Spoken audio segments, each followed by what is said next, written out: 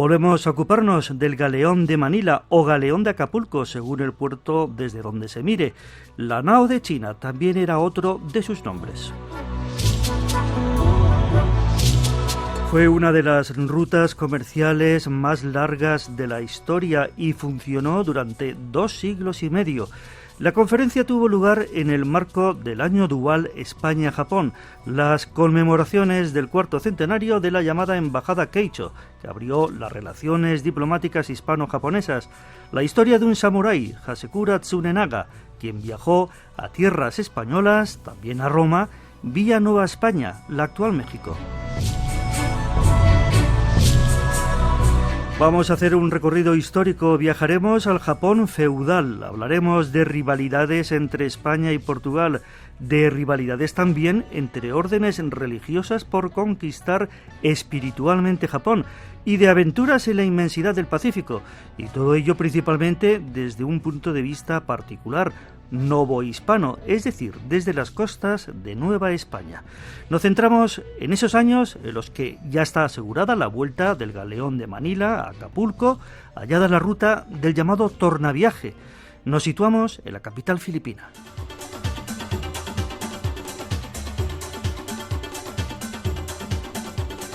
El padre Casimiro Díaz escribía en 1669: uno no puede imaginar ningún artículo exquisito para el mobiliario de una casa que no venga de China. Bueno, siempre el concepto es China, la palabra es China, aunque sabemos que no todo es chino y ni todo viene de China, ¿verdad? Pero siempre se utiliza así. Una vez entonces asentados los españoles en Manila, de inmediato pues llegan los cientos de comerciantes asiáticos, la mayor parte sin lugar a duda son los chinos, y entonces se amuralla la ciudad y se representan a los chinos en el barrio de Tondo y a los japoneses en el barrio de Dilao.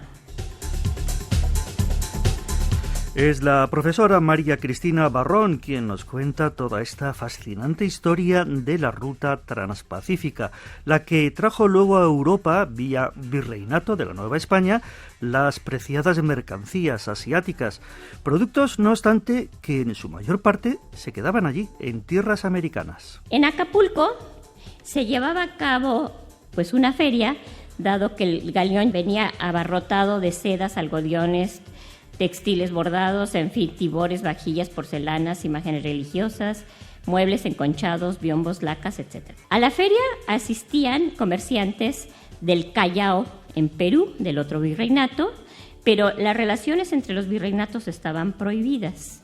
Pero bueno, en el Nuevo Mundo se acató una regla muy práctica, que era acátese pero no se cumpla. También desde la Nueva España hay todo un tráfico por cabotaje en las costas del Pacífico, y justamente uno de los estados más beneficiados de todo ello pues es justamente el estado de Oaxaca.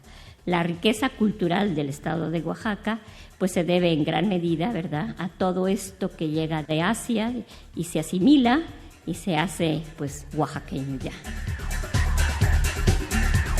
La idea era que toda esta mercadería siguiera su camino hasta Veracruz y de Veracruz se embarcara hacia Sevilla. Desgraciadamente, pues ya lo que venía para acá, pues no era parte de lo que el manejo oficial habría establecido o había querido establecer. Lo que llega a España viene más bien a nivel particular, entre familias, porque una ciudad muy importante de compra de todas estas mercancías es la ciudad de Puebla. Para nosotros la ciudad de Puebla es la ciudad de los españoles hasta hoy día. Era la República de los Españoles y justamente ahí estaba el gran poder adquisitivo de los peninsulares y criollos.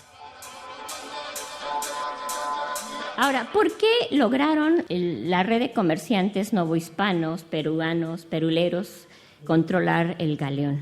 Pues por una razón muy sencilla, la plata.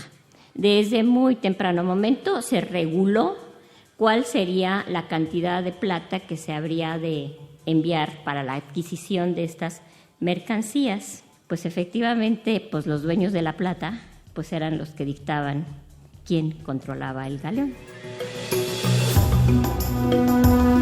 Los primeros contactos entre Europa y Japón se deben a los portugueses. España y Portugal habían dividido el mapa de sus posibles conquistas, pero al haber confirmado la redondez de la Tierra Magallanes, se abrían nuevas disputas.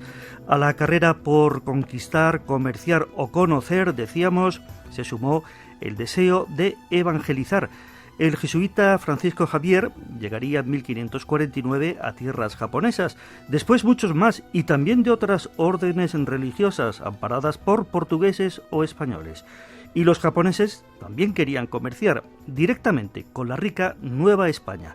María Cristina Barrón. Hay dos expediciones muy importantes y muy interesantes que se entrelazan, y la primera de ellas es la de Tokugawa Ieyasu, quien sí está al frente del poder central en Japón, o sea, del shogun, y que en agosto de 1610 manda al franciscano Alonso Muñoz para negociar la contratación entre Japón y la Nueva España. En otras palabras, para negociar un acuerdo de libre comercio. Y la segunda, que es mucho más suntuosa, muy famosa, que es justamente la misión Hasekura, que es enviada por un señor feudal o daimyo llamado Date Masamune, de la parte más al norte de la isla de Honshu, y que inicia su navegación en octubre de 1613, o sea, prácticamente con 3 años de diferencia. Pero lo interesante es que las dos tienen el mismo objetivo: el acuerdo de libre comercio entre la Nueva España y Japón. Los jesuitas van a ser la punta de lanza del imperio portugués. Más bien, ¿verdad?, ellos van a representar otra forma de expansión lusa en Asia, pero hay que también tener en consideración que los jesuitas no necesariamente estaban a disposición de los intereses de la monarquía lusa. Siempre han velado más por sus objetivos que en ese momento por el Estado portugués. En 1585, los jesuitas obtienen un breve papal que prohíbe la entrada de las órdenes mendicantes a Japón con castigo de excomunión. O sea, les dan la exclusividad de la cristianización de Japón y de China, pero bueno, en este caso estamos hablando de Japón. Los jesuitas sí no van necesariamente como comerciantes a Japón, pero sí se van a involucrar de manera muy importante con el comercio. Nagasaki es el puerto internacional en ese momento de Japón y casualmente es una creación jesuita, ¿sí? Ahora, ¿qué reciben a cambio los jesuitas de parte de Omura Sumetada? Pues la administración del puerto. ¿Qué recibe Omura Sumetada? Pues recibe la entrada de la seda china que viene de Macao en los barcos portugueses. Radio Exterior de España, La Hora de Asia, la historia de los primeros contactos hispano-japoneses con el territorio de Nueva España como eje. Filipinas también, por supuesto. María Cristina Barrón, investigadora de la Universidad Iberoamericana de México, nos sigue ilustrando en la materia. Los primeros, acercamientos ya entre Japón y el Imperio Español, y en este caso vía Filipinas, van a ser con Toyotomi Hideyoshi.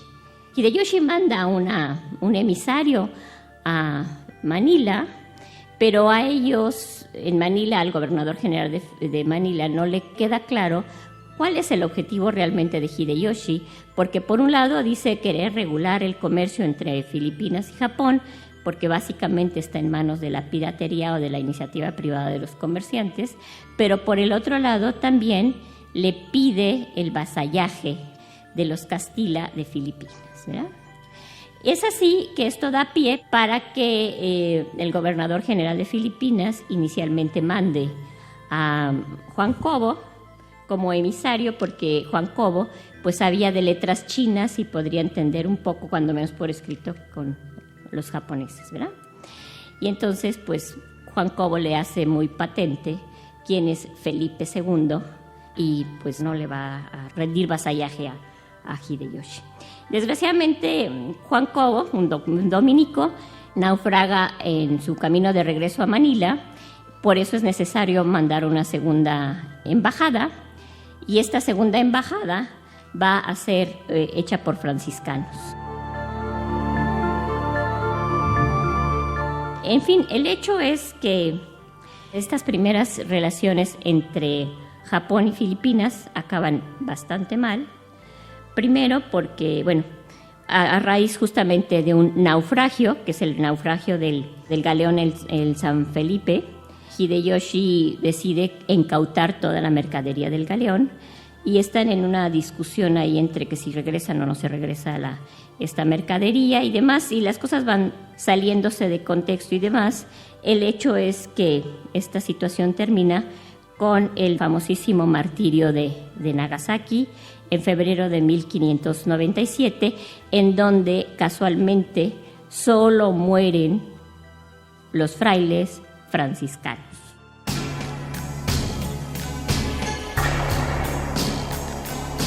Y cuando muere el daimyo o soberano feudal Toyotomi Hideyoshi, le sucede, son principios del siglo XVII, Tokugawa Ieyasu, shogun o gobernante de facto en Japón, ya que la figura del emperador era protocolaria.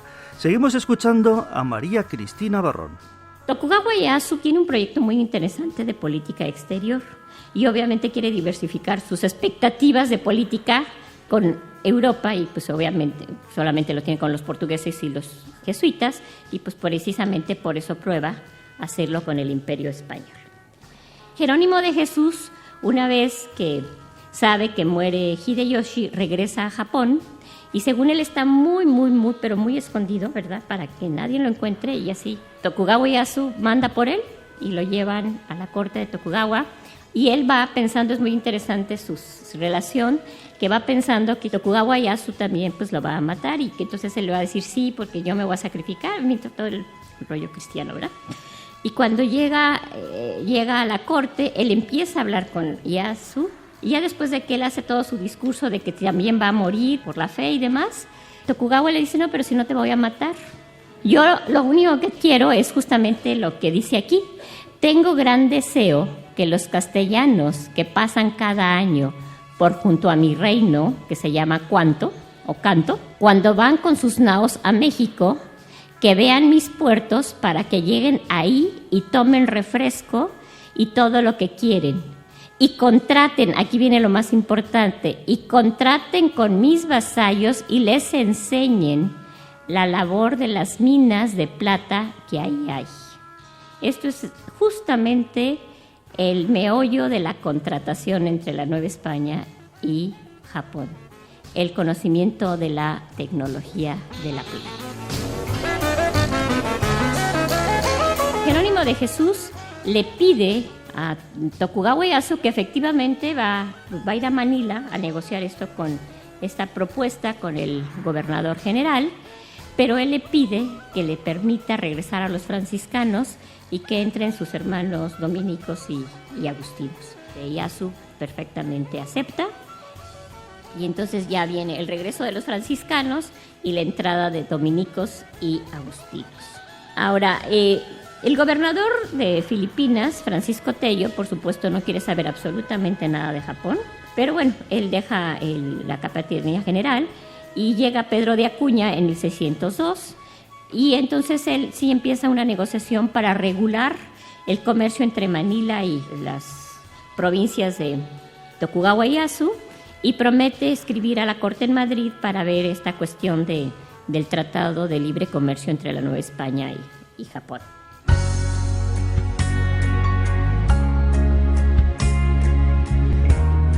Hay muchos nombres propios en esta historia que estamos contando en La Hora de Asia, Radio Exterior de España, y que une al Imperio Español con el país del sol naciente. Uno de ellos es Rodrigo de Vivero.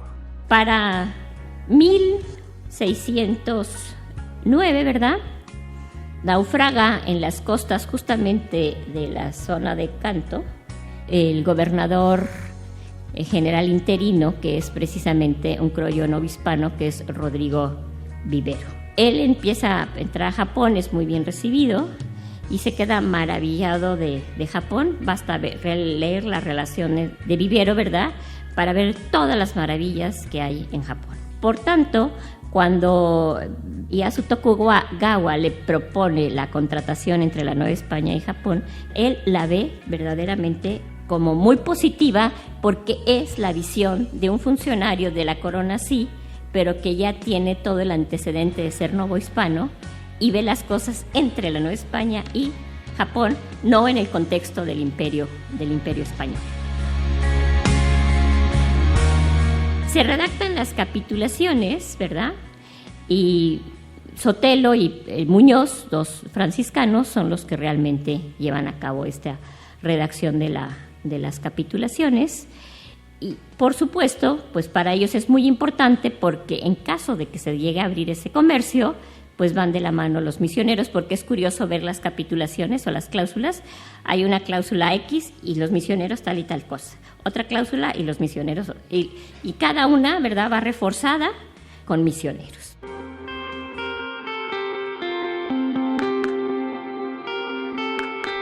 En este relato de intercambios hay un factor clave: la plata, abundante en América pero también presente en Japón, moneda de cambio. Pero hay más factores. María Cristina Barrón. Ahora, ¿por qué quiere la tecnología de la plata? Pues porque justamente, ¿verdad?, en la Nueva España se ha generado este nuevo proceso de amalgamación descubierto por Bartolomé Medina, que permite extraer una porción mucho más grande de dicho mineral.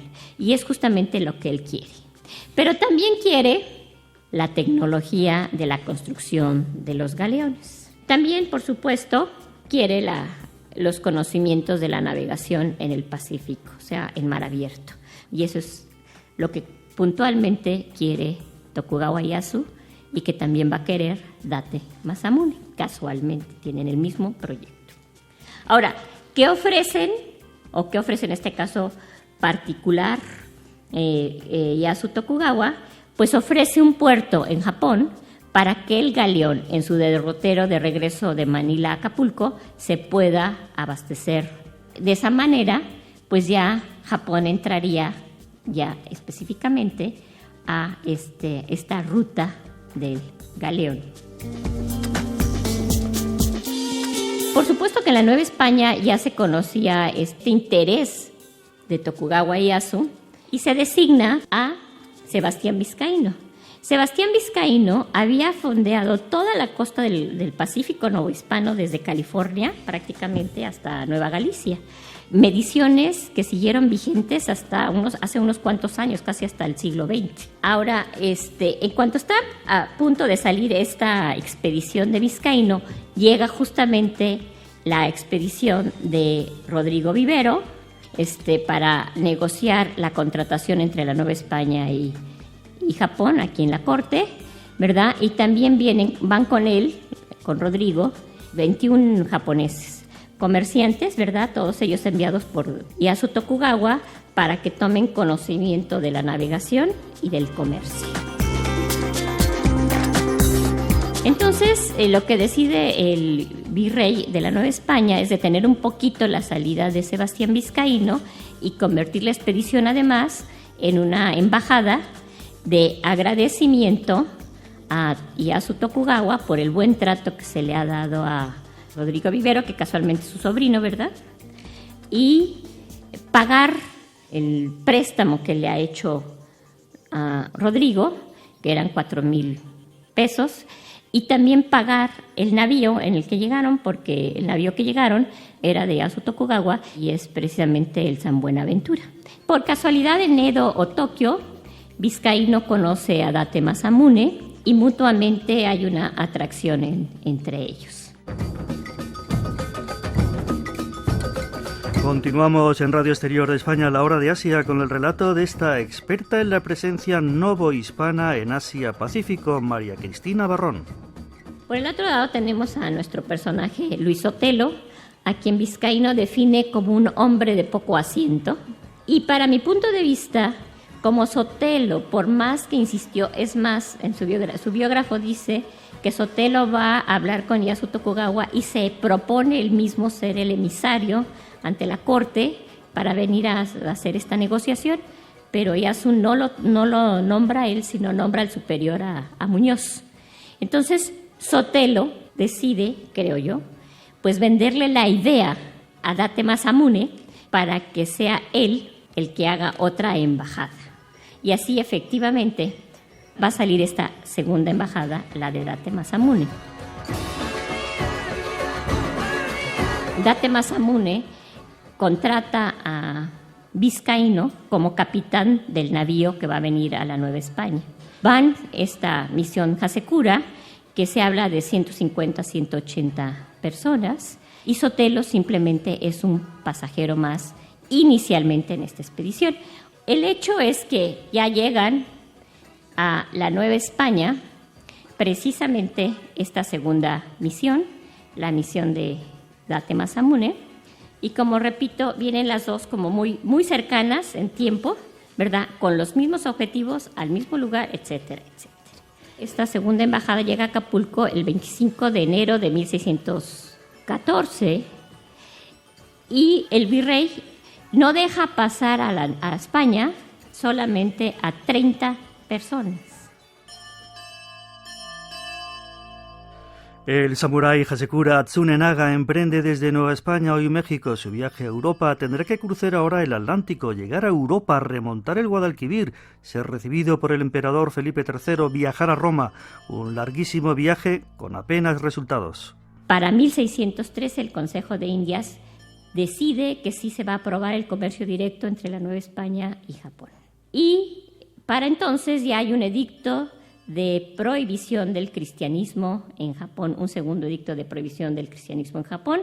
El contexto político y la situación en Japón ha cambiado sustancialmente. La corona española finalmente decide quitar la cláusula de que sí se va a hacer el comercio directo entre la Nueva España y Japón, y la carta que se le envía al shogun simplemente es una carta de amistad protocolaria. 15 años de negociación para acabar, como al principio, en una carta protocolaria. La expedición de Date Masamune, o la embajada de Hasekura, pues no va a tener éxito porque es un señor feudal, no es el gobierno central. Finalmente, ustedes saben, aquí son muy bien recibidos y demás, van a Roma, etcétera, también son muy bien recibidos en Roma, pero no se concreta nada más que una visita por parte de esta segunda expedición. Hasekura pues simplemente fue un visitante muy vistoso acá, en la corte y en la Nueva España y en todas partes, ¿verdad? Y en toda Europa. La historia del samurái que abrió relaciones diplomáticas entre Japón y España hace 400 años. Por nuestra parte nada más. Esto ha sido todo por hoy en La Hora de Asia.